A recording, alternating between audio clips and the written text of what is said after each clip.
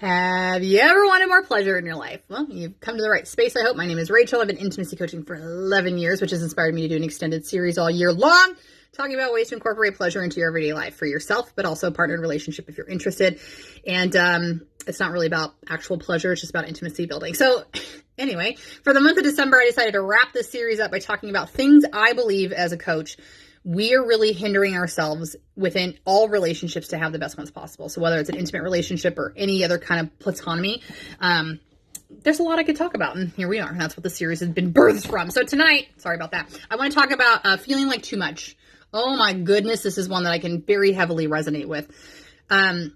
Feeling like too much. So whether this is like just my personality and my energy is too much and I've been told to be quiet, or I've been moved from class seat to class seat per my report cards, or if you just feel like your needs are too much, your mental health is fluctuating constantly, or you need support, like you broke a leg and you're having surgery and you know for 6 to 8 weeks after that you're going to be very limited, so now you feel like you absolutely need some assistance.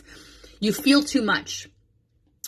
And the problem with feeling like you're too much is that, one, it's just not true, okay? You haven't found your crew. You have not found your community. You have not found the people who really admire and appreciate what you bring to the table in this regard, okay? So like my example, part of the reason why I do so well on social media is because I can authentically reach so many more people than in the town of 240,000 that I live in, okay? That's a pretty decent size. And a lot of people are attracted to my energy. But as you can imagine, there's a lot of people who are like, wow, like you're loud.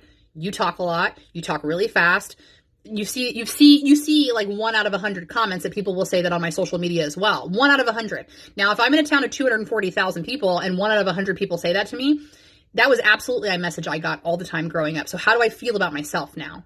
Being too much. I need to quiet myself down. I need to be more reserved. I need not to be as joyfully infectious as I've been, because it's making other people uncomfortable.